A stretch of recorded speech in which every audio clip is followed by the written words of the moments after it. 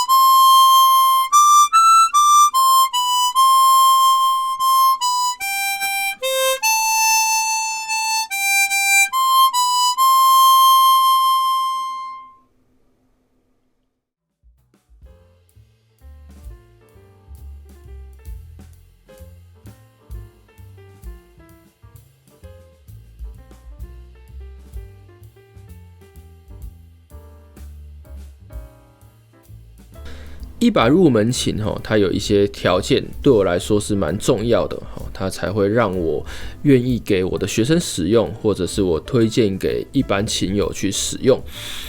第一个当然就是它的按键顺畅度要够，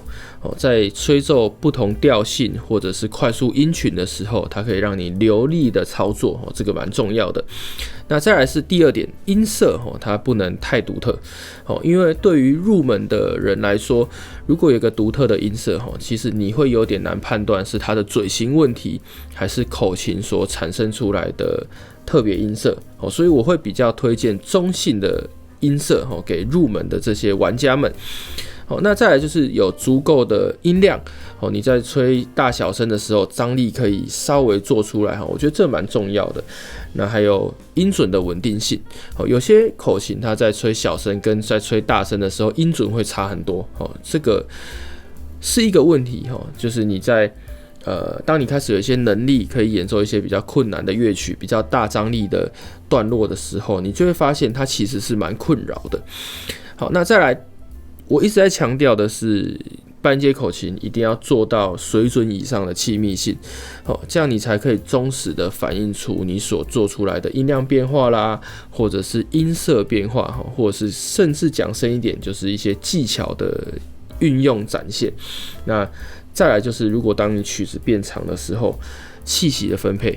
所以如果一把漏气的口琴，它其实是会让你在吹奏的时候产生很多问题，或者你没办法发现这些问题。